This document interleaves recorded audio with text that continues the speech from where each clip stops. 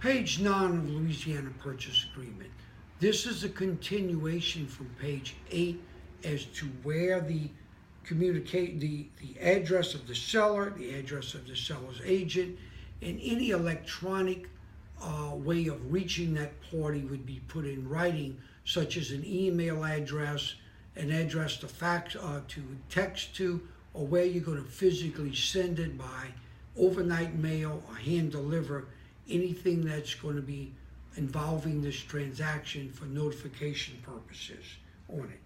It points out this contract is legally binding when it's signed by the buyer and the seller. Again, in order for it to be legally binding on a seller, if there's more than one seller, all sellers must sign this agreement. If all sellers do not sign the agreement, then it's only binding as to the percent of ownership by the individual that does, if they own any ownership at all, to their extent of their ownership. It is not binding on other sellers. You're making, as a buyer, you're making this offer to the seller, but it's not out there forever. It has to be a specific date that it's good through. Typically speaking, a day or two is ample enough, unless that party cannot be easily found or is traveling. Generally speaking, 2 days, a day is acceptable. I'm making you this offer. Do you want it, or do you reject it?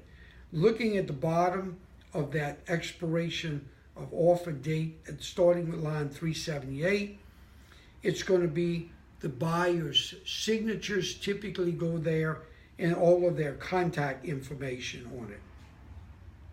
If you drop down to 396, it's a chance for the seller to say, I'm accepting this offer or I am rejecting this offer. And also there's a line for countered. I will accept this offer if you agree to my additional terms or certain changes. The counter is on a separate form by itself on it.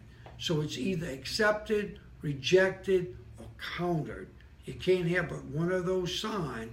And in the event it's countered, it's very important to have an ending date when the counter is good through.